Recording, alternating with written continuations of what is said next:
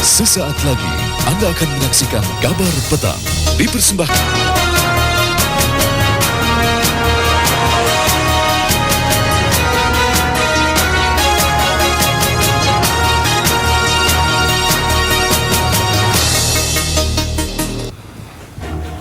Selamat petang pemirsa, semoga kabar Anda baik di akhir pekan ini. Kabar Petang kembali hadir dengan sejumlah informasi.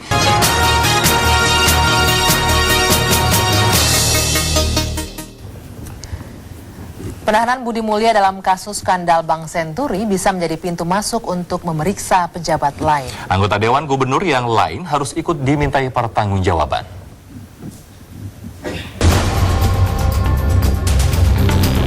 Setelah dianggap mati suri cukup lama, pengungkapan skandal Bank Senturi kini memasuki babak baru. Hari Jumat kemarin, KPK menahan mantan Deputi Gubernur Bank Indonesia, Budi Mulya, usai menjalani pemeriksaan. Bersama Siti Fajriah, Budi Mulya telah ditetapkan sebagai tersangka oleh KPK 1 tahun yang lalu. Hari ini Komisi Pemberantasan Korupsi telah atau sudah melakukan penahanan terhadap tersangka Budi Mulya yang bersangkutan melakukan tindak pidana korupsi dalam pemberian FPJP FPJP itu adalah kepanjangan dari fasilitas pendanaan jangka pendek dan penetapan Bank Senturi sebagai bank gagal berdampak sistemik. Bila Budi Mulya dipersalahkan atas persetujuannya dalam mengeluarkan FPJP, maka seharusnya Budi tidak sendirian. Persetujuan pemberian dana talangan kepada Bank Senturi merupakan hasil rapat Dewan Gubernur yang dipimpin Gubernur BI saat itu, Budiono. Jadi kebijakan itu jelas merupakan keputusan kolektif kolegial. Oleh sebab itu, pertanggungjawaban tidak boleh hanya dibebankan kepada Budi Mulya dan Siti Fajriah.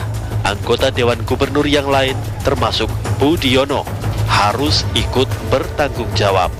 Karena itu sifatnya kolektif kolegial dan semua Dewan Gubernur Bank Indonesia harus dimintai pertanggungjawaban. Sekali lagi saya katakan termasuk Pak Budiono. Dan saya yakinnya bahwa ketika Pak Budiono tidak lagi menjabat sebagai wakil presiden, yang bersangkutan akan diproses dan dimintai pertanggungjawaban hukum oleh institusi penegak hukum. Bagaimanapun tindakan KPK menahan Budi Mulya ini patut diapresiasi. Akankah penahanan ini menjadi langkah awal dalam membongkar mega skandal ini? Jangan sampai penahanan Budi justru menjadi penutup kasus ini. Tim TV One mengabarkan.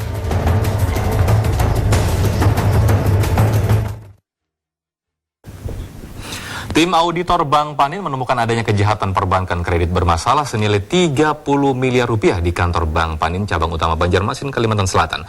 Praktek kotor perbankan ini diduga melibatkan oknum direksi Bank Panin. Tim auditor internal Bank Panin yang menemukan praktek kotor oknum direksi tersebut kini justru diberhentikan.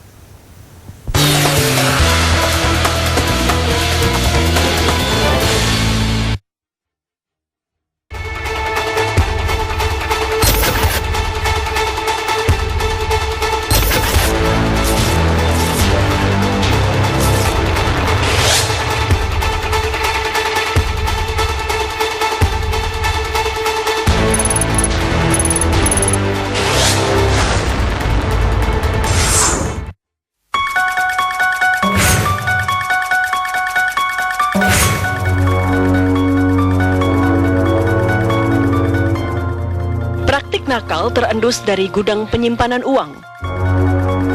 Sejumlah petinggi perbankan disebut-sebut melakukan akal-akalan dengan memainkan kredit untuk mengairi kantong sendiri.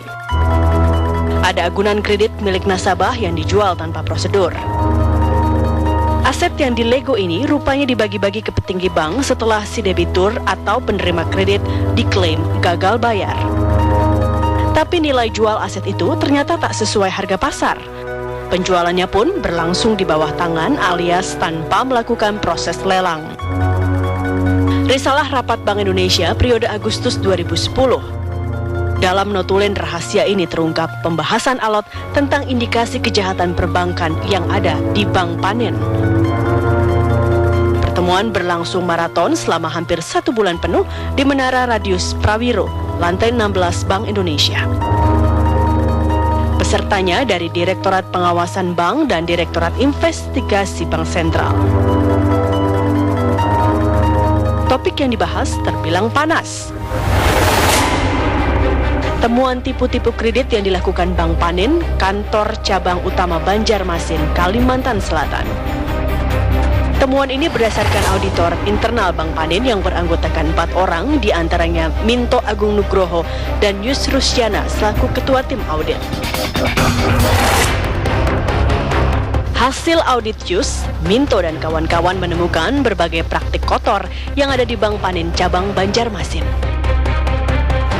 Tim audit merinci terdapat dana 30 miliar rupiah yang terindikasi menyalahi aturan. Salah satunya penyelesaian kredit bermasalah debitur PT Masrur Borneo. Januari 2010 kami ditugaskan untuk memeriksa cabang Banjarmasin. Itu jumlah tim ada 4 orang. Kebetulan saya ditugaskan sebagai ketua tim. Nah, kami berangkat, terus tanggal 25 kami sudah melakukan pemeriksaan di cabang Banjarmasin. Kemudian seminggu kemudian saya diminta untuk melapor kepada direksi. Akhirnya saya melaporkan secara tertulis kepada Presdir hasil pemeriksaan sementara kita di cabang Banjarmasin.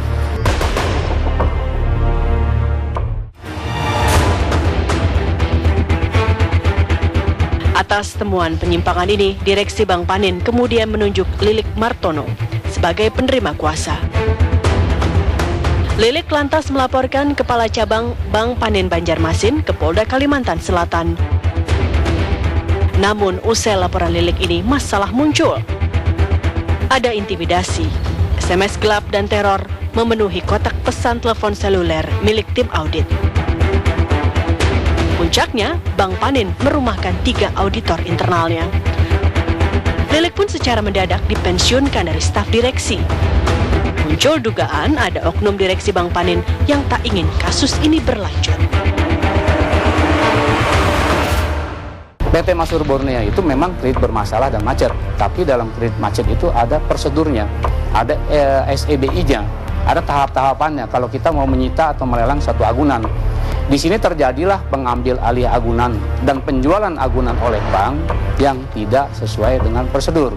Antara lain, jaminan seharga pada saat 2010 itu 1 miliar lebih dibeli oleh oknum pimpinan cabang 400 juta. Gitu kan? Padahal tahun 2007 itu nilainya ditaksasi oleh cabang 600 juta. Salah satunya itu, termasuk dia membuat akte kuasa jual palsu. Satu. Nah, kedua adalah pembukuan hasil penjualan kredit yang direkayasa juga. Yang saya maksud direkayasa adalah begini. Saudara Retno Wahyudi itu adalah salah satu anggota Satuan Tugas Kredit Khusus Cabang, namanya STKC, itu namanya Retno Wahyudi, menandatangani hasil penjualan agunan kurang lebih senilai 890 juta yang saya temukan dalam kwitansinya. Tetapi dalam laporan audit ini dibukukan 840 juta. Itu adalah salah satu dari tindak pidana perbankan dan rekayasa kredit, itu salah satunya.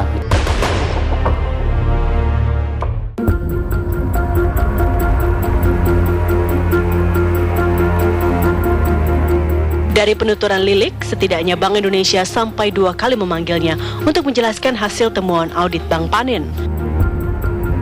Namun, undangan ini ditahan direksi. Namun untuk panggilan ketiga, surat dari Bank Sentral langsung ditujukan ke mejanya. Lilik mengaku sebelum menghadiri undangan BI, ia diintimidasi oleh salah satu direksi Bank Panin.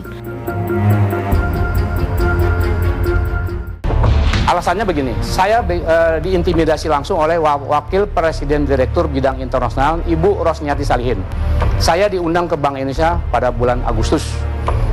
Saya ditemani oleh 3 direktur pada saat itu, padahal saya diundang sendiri oleh tim pengawasan Bank Indonesia. Saya ditemani oleh Rosniati Salihin, Ibu, dan Ahmad Hidayat adalah Direktur Keuangan Administrasi dan Keuangan, dan Direktur Kepatuhan Saudara Antonius Ketut. Pada saat di lobi Bank Indonesia mau naik ke lantai 16, saya diancam oleh Rosniati Salihin. Saudara Lilik Bartono, kalau saudara masih ingin bekerja di Bank Panin, jangan melaporkan semua kasus yang terjadi di Bank Panin. Saya tidak jawab itu. Dan semua itu sudah saya laporkan kepada Bank Indonesia dan sudah dibuat notulennya oleh Bank Indonesia. Dan kenapa aneh sampai hari ini Bank Indonesia tidak menindaklanjuti apa yang sudah dilaporkan oleh saya. Dan terakhir saya bicara kepada Bank Indonesia, sebagai mantan Kepala Biro Pengawasan dan sebagai staf ahli komisaris Bank Panin, melapor resmi kepada Bank Indonesia tidak dilanjuti, apalagi rakyat biasa.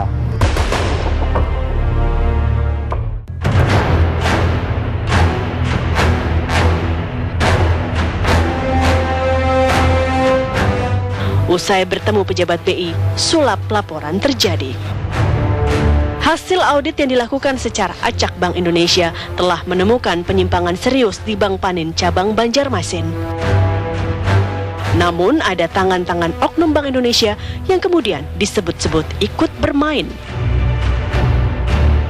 Laporan audit pun berubah. Opini Bank Indonesia menyebutkan tidak ada satupun unsur pelanggaran undang-undang perbankan yang dilakukan Bank Panin. Lebih tepatnya, hanya kategori pelanggaran kewenangan dan administratif internal bank. Namun, Lilik kini kembali melaporkan kasus ini ke Barreskrim Polri. Ia meyakini ada kejahatan serius di Bank Panin, tapi kasusnya mengendap.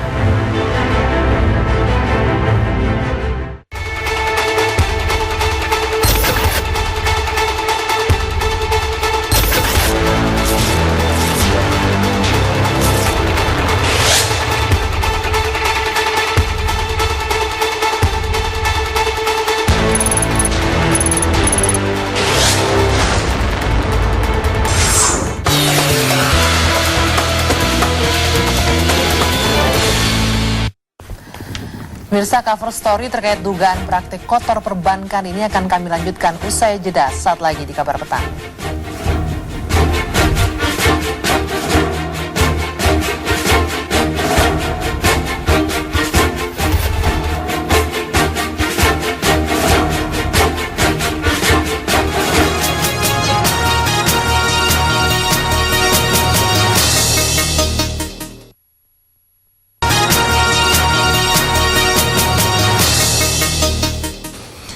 Pemirsa, tim auditor Bank Panin menemukan mantan Kepala Bank Panin Cabang Utama Banjarmasin, Kalimantan Selatan, Herman Kusuma, telah menjual aset salah satu debitur kredit senilai 30 miliar rupiah. Namun Bank Panin menegaskan tidak ada kerugian dari bank maupun nasabah. Sebaliknya, Bank Indonesia melihat ada dugaan penipuan yang dilakukan oleh Bank Panin.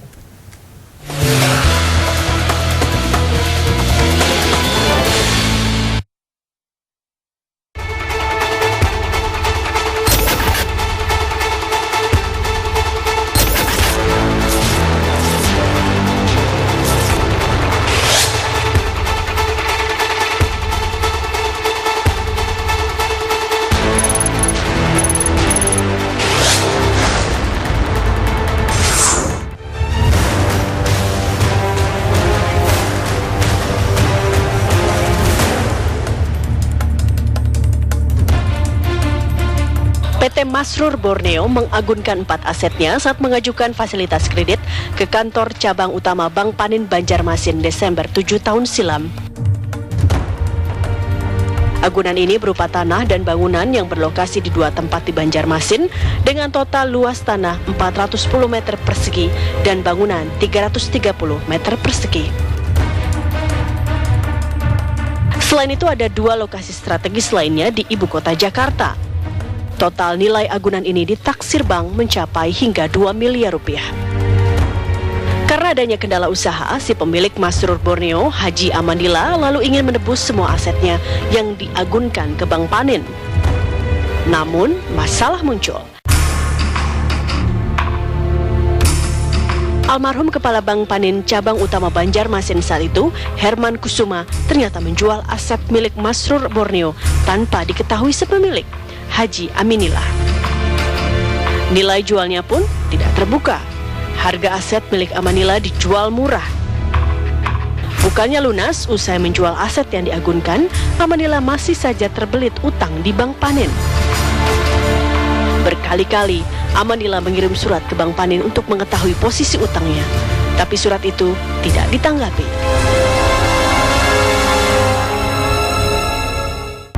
Satu yang di Jakarta tanpa sepengetahuan kita dijual dari kepala Bank Panin.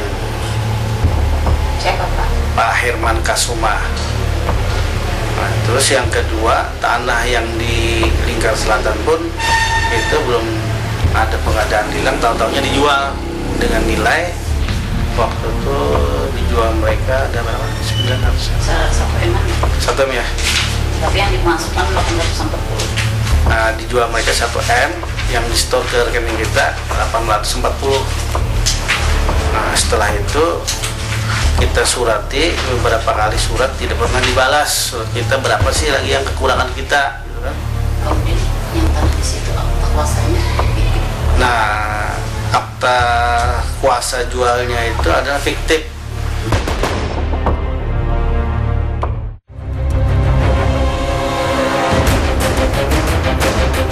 Kejanggalan transaksi inilah yang diungkap 4 auditor internal Bank Panin.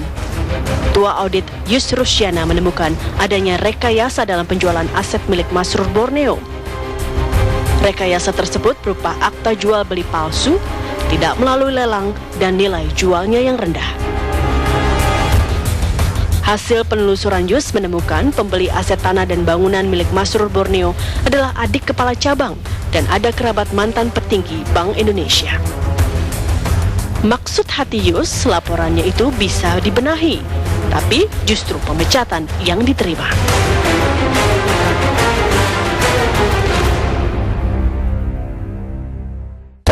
Setelah tadi nyambung, setelah kami disuruh merubah, kami menolak. Akhirnya setelah itu saya sendiri dengan bersama 3 orang teman ini nonjok, sampai akhirnya tanggal 27 April saya diinformasikan sore hari itu ditelepon oleh Kepala Biro Umum Personalia bahwa saya tanggal 28 April suruh menghadap kepada Biro Umum Personalia.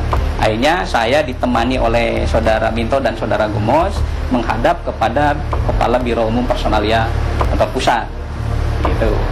Akhirnya saya ke sana, yang diterima saya, yang 2 ditolak karena yang dipanggil hanya saya gitu. Akhirnya di situ saya dipanggil, Kepala Biro Umum Personalia disaksikan oleh stafnya seorang.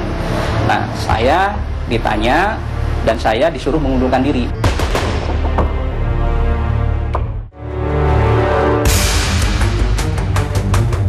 Sengketa segitiga Bank Panin antara direksi, auditor internal, dan pemilik Masrur Borneo sempat mengundang reaksi Senayan.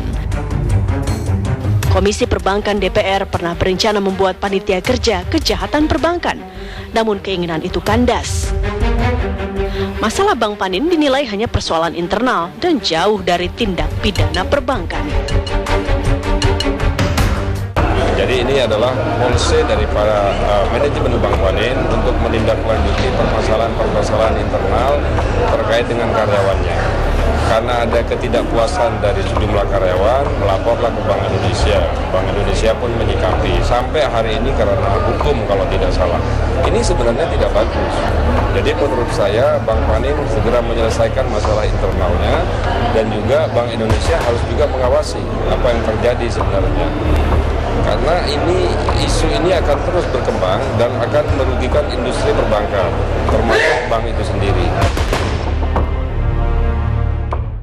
Janjinya Bank Panin akan menyelesaikan secara internal dan karena itu kita anggap selesai. Ada kasus yang lain yaitu yang dalam konteks yang diambil oleh ANZ atau apa begitu, yang ternyata tidak bisa diapakan.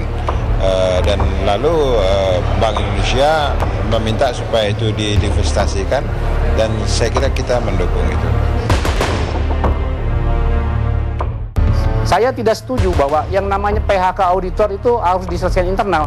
Ini sebetulnya kan akibat dari pemanggilan Bank Indonesia untuk meminta keterangan langsung kepada tim auditnya. 1. Kedua, saya sudah ditugaskan secara khusus oleh Bank Indonesia dan sudah ada keluar satu pernyataan dari Deputi Pengawasan Bank Indonesia, Ibu Rianti Asali, bahwa terjadi pidana. ya kan? Di situ kenapa Pak Ronald Waas itu menyatakan bahwa itu urusan internal Bank Panin, itu sangat salah saya bicara itu gitu. Setuju bahwa yang namanya PHK auditor itu harus diselesaikan internal. Ini sebetulnya kan akibat dari pemanggilan Bank Indonesia untuk meminta keterangan langsung kepada tim auditnya. Satu. Kedua, saya sudah ditugaskan secara khusus oleh Bank Indonesia dan sudah ada keluar satu pernyataan dari Deputi Pengawasan Bank Indonesia, Ibu Rianti Asali, bahwa terjadi pidana, ya kan? Di situ kenapa Pak Ronald Waas itu menyatakan bahwa itu urusan internal Bank Panin, itu sangat salah saya bicara itu gitu. Dan yang namanya yang saudara Ketut Antonius itu yang pada saat itu hadir di Komisi 11, saya bicara kepada majelis bahwa saudara Ketut Antonius itu ada termasuk direktur yang mengikut merekayasa laporan audit. Saya minta semua orang itu adalah di fit and proper. Termasuk Pak Rostian Samsudin juga saya sudah berkomunikasi dan berkorespondensi dengan presidennya Rostian Samsudin. Minta pertanggungan jawab kepada Bapak. Kenapa Bapak ini menugasi kami, tapi kami di PHK, Bapak tidak bertanggung jawab, tidak ada jawaban sampai hari ini.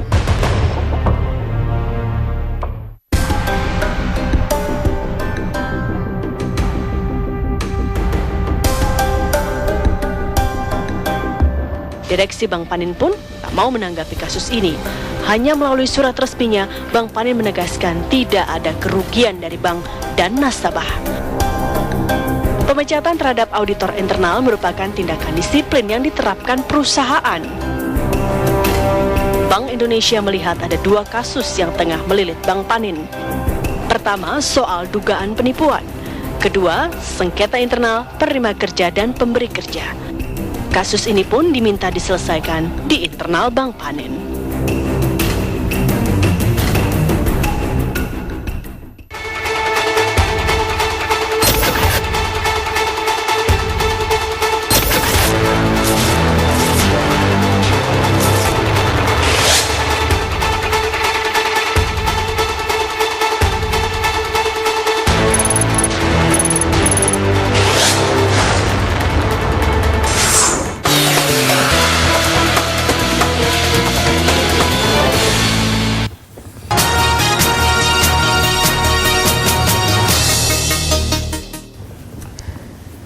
Penahanan Budi Mulya dalam kasus skandal Bank Senturi bisa menjadi pintu masuk untuk memeriksa pejabat lain. Anggota Dewan Gubernur yang lain harus ikut dimintai pertanggungjawaban.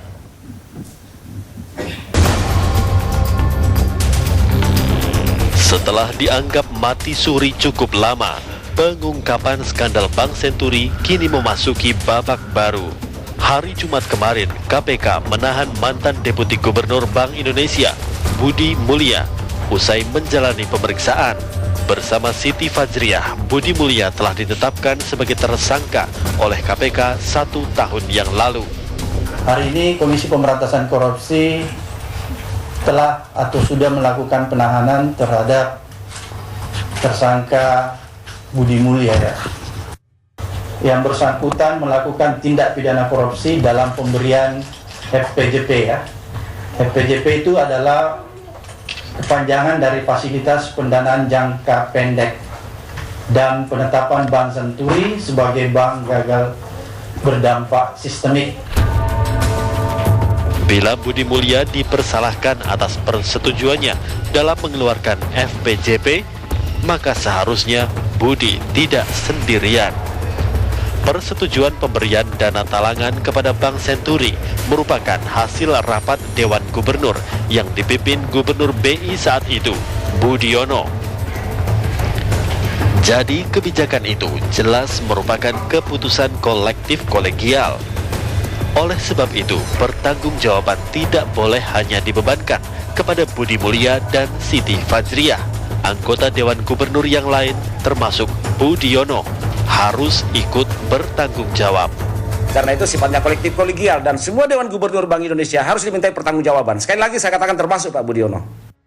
Dan saya yakinnya bahwa ketika Pak Budiono tidak lagi menjabat sebagai wakil presiden, yang bersangkutan akan diproses dan dimintai pertanggungjawaban hukum oleh institusi penegak hukum. Bagaimanapun tindakan KPK menahan Budi Mulya ini patut diapresiasi. Akankah penahanan ini menjadi langkah awal dalam membongkar mega skandal ini? Jangan sampai penahanan Budi justru menjadi penutup kasus ini. Tim TV One mengabarkan.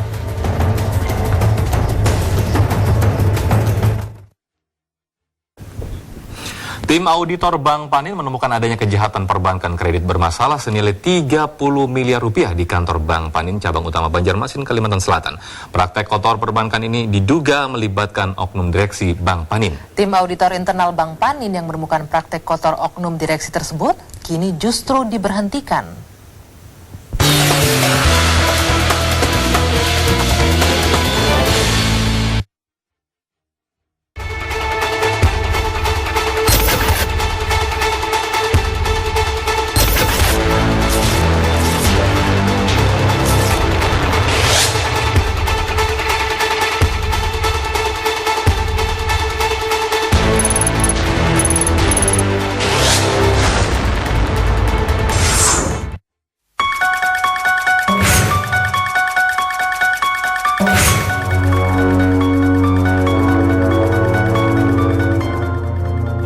Nakal terendus dari gudang penyimpanan uang.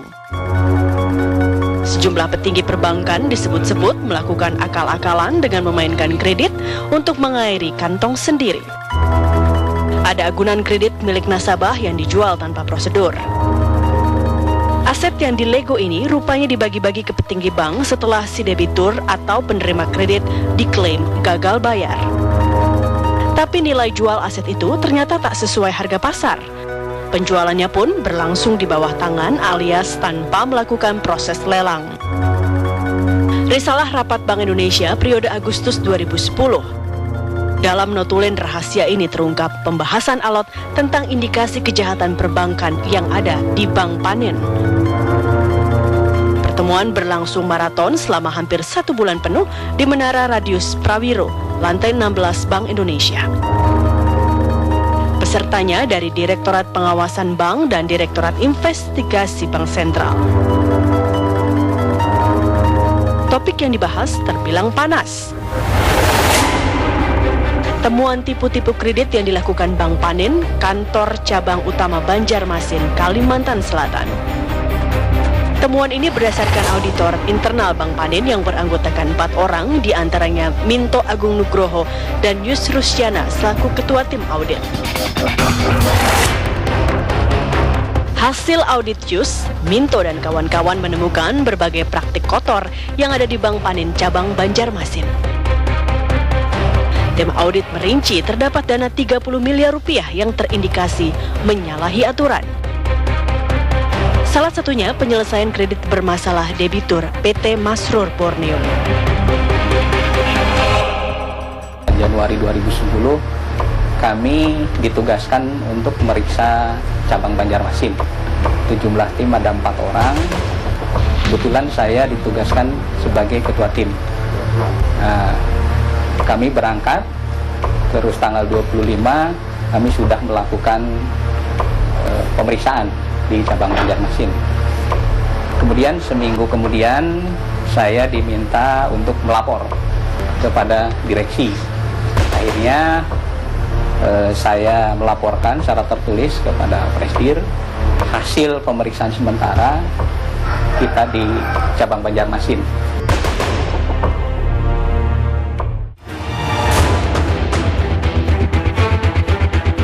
Atas temuan penyimpangan ini, Direksi Bank Panin kemudian menunjuk Lilik Martono sebagai penerima kuasa. Lilik lantas melaporkan Kepala Cabang Bank Panin Banjarmasin ke Polda Kalimantan Selatan. Namun, usai laporan Lilik ini, masalah muncul. Ada intimidasi, SMS gelap dan teror memenuhi kotak pesan telepon seluler milik tim audit.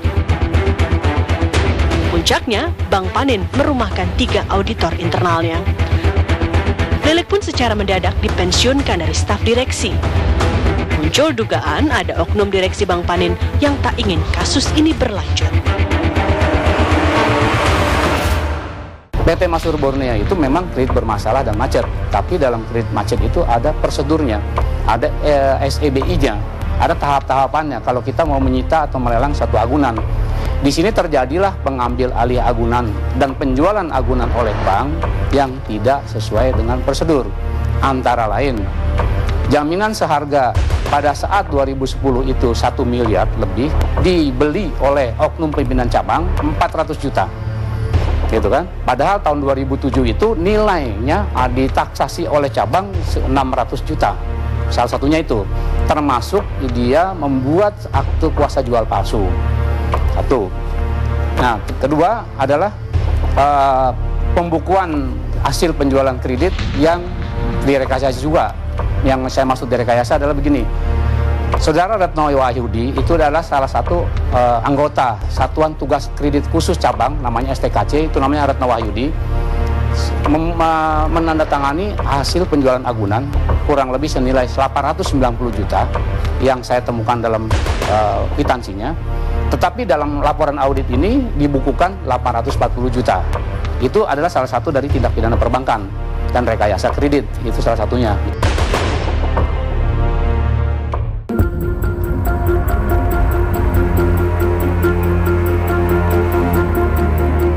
Dari penuturan Lilik, setidaknya Bank Indonesia sampai 2 kali memanggilnya untuk menjelaskan hasil temuan audit Bank Panin. Namun undangan ini ditahan direksi. Namun untuk panggilan ketiga, surat dari Bank Sentral langsung ditujukan ke mejanya. Lilik mengaku sebelum menghadiri undangan BI, ia diintimidasi oleh salah satu direksi Bank Panin. Alasannya begini, saya diintimidasi langsung oleh Wakil Presiden Direktur Bidang Internasional, Ibu Rosniati Salihin. Saya diundang ke Bank Indonesia pada bulan Agustus. Saya ditemani oleh 3 direktur pada saat itu, padahal saya diundang sendiri oleh tim pengawasan Bank Indonesia. Saya ditemani oleh Rosniati Salihin, Ibu, dan Ahmad Hidayat adalah Direktur Keuangan, Administrasi dan Keuangan, dan Direktur Kepatuhan, Saudara Antonius Ketut. Pada saat di lobi Bank Indonesia, mau naik ke lantai 16, saya diancam oleh Rosniati Salihin. Saudara Lilik Bartono, kalau saudara masih ingin bekerja di Bank Panin, jangan melaporkan semua kasus yang terjadi di Bank Panin. Saya tidak jawab, itu. Dan semua itu sudah saya laporkan kepada Bank Indonesia dan sudah dibuat notulennya oleh Bank Indonesia. Dan kenapa aneh sampai hari ini Bank Indonesia tidak menindaklanjuti apa yang sudah dilaporkan oleh saya. Dan terakhir saya bicara kepada Bank Indonesia, sebagai mantan Kepala Biro Pengawasan dan sebagai staf ahli komisaris Bank Panin, melapor resmi kepada Bank Indonesia tidak dilanjuti, apalagi rakyat biasa.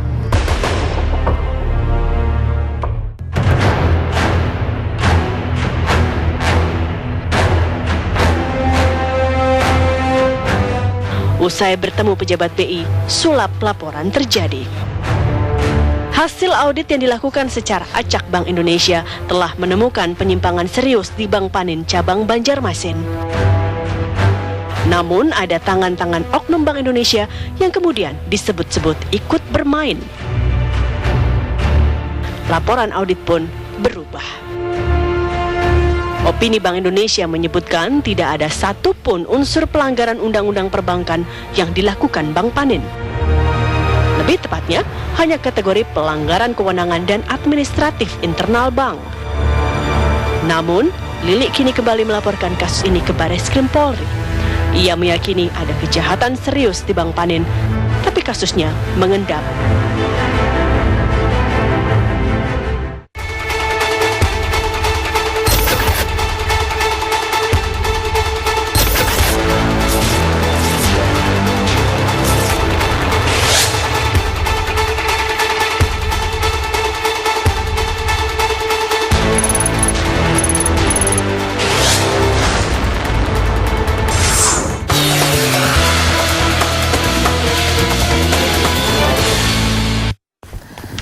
Pemirsa, cover story terkait dugaan praktik kotor perbankan ini akan kami lanjutkan usai jeda saat lagi di Kabar Petang.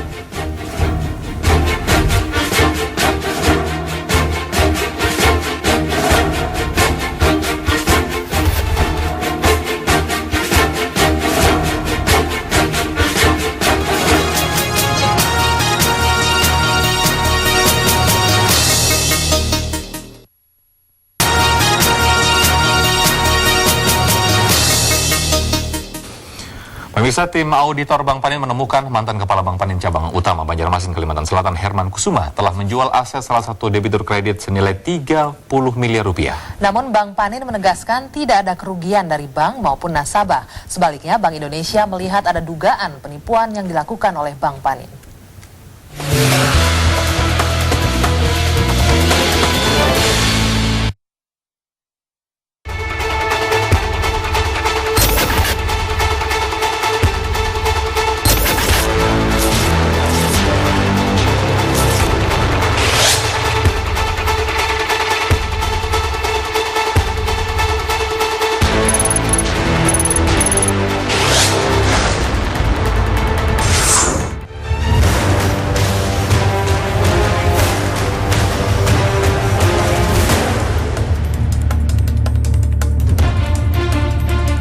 PT Masrur Borneo mengagunkan 4 asetnya saat mengajukan fasilitas kredit ke kantor cabang utama Bank Panin Banjarmasin Desember 7 tahun silam.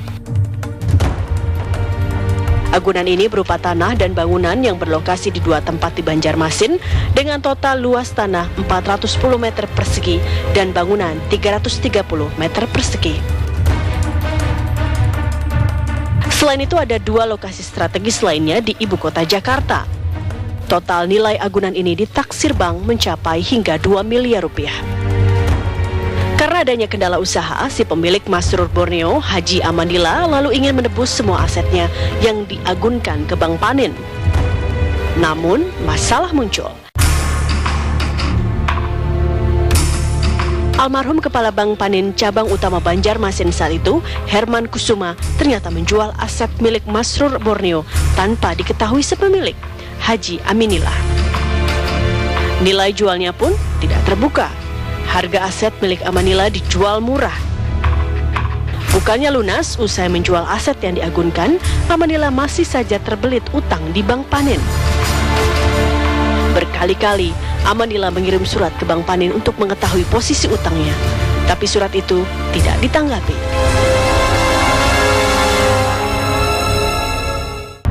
Satu yang di Jakarta tanpa sepengetahuan kita dijual dari bank, Kepala Bank Panin. Siapa Pak? Pak Herman Kusuma. Nah, terus yang kedua, tanah yang di Lingkar Selatan pun itu belum ada pengadaan lelang, tahu-taunya dijual dengan nilai waktu itu dijual mereka ada berapa? 900. 1 M ya. Tapi yang dimasukkan 840. Nah, dijual mereka 1 M, yang di store ke rekening kita 840. Nah, setelah itu kita surati beberapa kali, surat tidak pernah dibalas. Surat kita berapa sih lagi yang kekurangan kita, gitu kan? Yang tanah di situ akta kuasanya. Nah, akta kuasa jualnya itu adalah fiktif.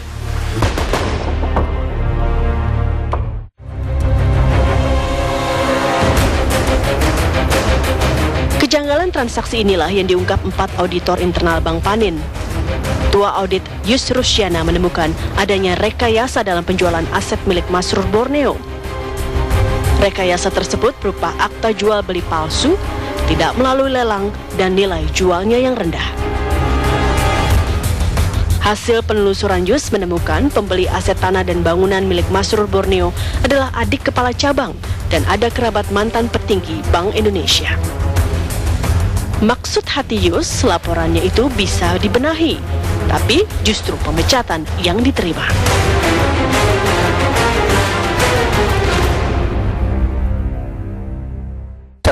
Setelah tadi nyambung, setelah kami disuruh merubah, kami menolak. Akhirnya setelah itu saya sendiri dengan bersama 3 orang teman ini nonjok, sampai akhirnya tanggal 27 April saya diinformasikan sore hari itu ditelepon oleh Kepala Biro Umum Personalia bahwa saya tanggal 28 April suruh menghadap kepada Biro Umum Personalia. Akhirnya saya ditemani oleh Saudara Minto dan Saudara Gemos menghadap kepada Kepala Biro Umum Personalia atau pusat. Gitu. Akhirnya saya ke sana, yang diterima saya, yang 2 ditolak karena yang dipanggil hanya saya gitu. Akhirnya di situ saya dipanggil, Kepala Biro Umum Personalia disaksikan oleh stafnya seorang. Nah, saya ditanya dan saya disuruh mengundurkan diri.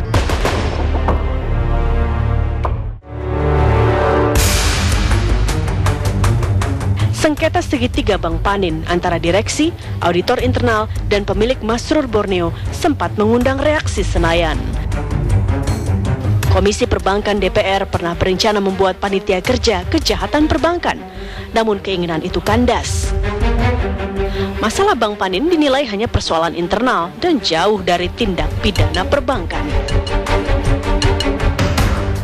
Jadi ini adalah policy dari para manajemen Bank Panin untuk menindaklanjuti permasalahan-permasalahan internal terkait dengan karyawannya. Karena ada ketidakpuasan dari sejumlah karyawan, melaporlah ke Bank Indonesia. Bank Indonesia pun menyikapi sampai hari ini karena hukum kalau tidak salah. Ini sebenarnya tidak bagus. Jadi menurut saya Bank Panin segera menyelesaikan masalah internalnya dan juga Bank Indonesia harus juga mengawasi apa yang terjadi sebenarnya. Karena isu ini akan terus berkembang dan akan merugikan industri perbankan, termasuk bank itu sendiri. Janjinya Bank Panin akan menyelesaikan secara internal dan karena itu kita anggap selesai. Ada kasus yang lain yaitu yang dalam konteks yang diambil oleh ANZ atau apa begitu, yang ternyata tidak bisa diapakan. Dan lalu Bank Indonesia meminta supaya itu diinvestasikan dan saya kira kita mendukung itu. Saya tidak setuju bahwa yang namanya PHK auditor itu harus diselesaikan internal. Ini sebetulnya kan akibat dari pemanggilan Bank Indonesia untuk meminta keterangan langsung kepada tim auditnya. Satu. Kedua, saya sudah ditugaskan secara khusus oleh Bank Indonesia dan sudah ada keluar satu pernyataan dari Deputi Pengawasan Bank Indonesia, Ibu Rianti Asali, bahwa terjadi pidana. Ya kan? Di situ kenapa Pak Ronald Waas itu menyatakan bahwa itu urusan internal Bank Panin, itu sangat-sangat salah saya bicara itu gitu. Dan tidak setuju bahwa yang namanya PHK auditor itu harus diselesaikan internal. Ini sebetulnya kan akibat dari pemanggilan Bank Indonesia untuk meminta keterangan langsung kepada tim auditnya. Satu. Kedua, saya sudah ditugaskan secara khusus oleh Bank Indonesia dan sudah ada keluar satu pernyataan dari Deputi Pengawasan Bank Indonesia, Ibu Rianti Asali, bahwa terjadi pidana. Ya kan? Di situ kenapa Pak Ronald Waas itu menyatakan bahwa itu urusan internal Bank Panin, itu sangat-sangat salah saya bicara itu gitu. Dan yang namanya yang Saudara Ketut Antonius itu yang pada saat itu hadir di Komisi 11, saya bicara kepada majelis bahwa Saudara Ketut Antonius itu ada termasuk direktur yang mengikut merekayasa laporan audit. Saya minta semua orang itu adalah di fit and proper. Termasuk Pak Rostian Samsudin juga saya sudah berkomunikasi dan berkorespondensi dengan presidennya Rostian Samsudin. Minta pertanggungan jawab kepada Bapak. Kenapa Bapak ini menugasi kami, tapi kami di PHK, Bapak tidak bertanggung jawab, tidak ada jawaban sampai hari ini.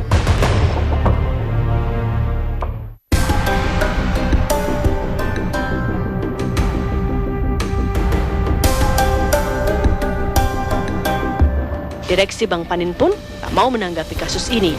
Hanya melalui surat resminya, Bank Panin menegaskan tidak ada kerugian dari bank dan nasabah. Pemecatan terhadap auditor internal merupakan tindakan disiplin yang diterapkan perusahaan. Bank Indonesia melihat ada dua kasus yang tengah melilit Bank Panin. Pertama, soal dugaan penipuan. Kedua, sengketa internal penerima kerja dan pemberi kerja. Kasus ini pun diminta diselesaikan di internal Bank Panin.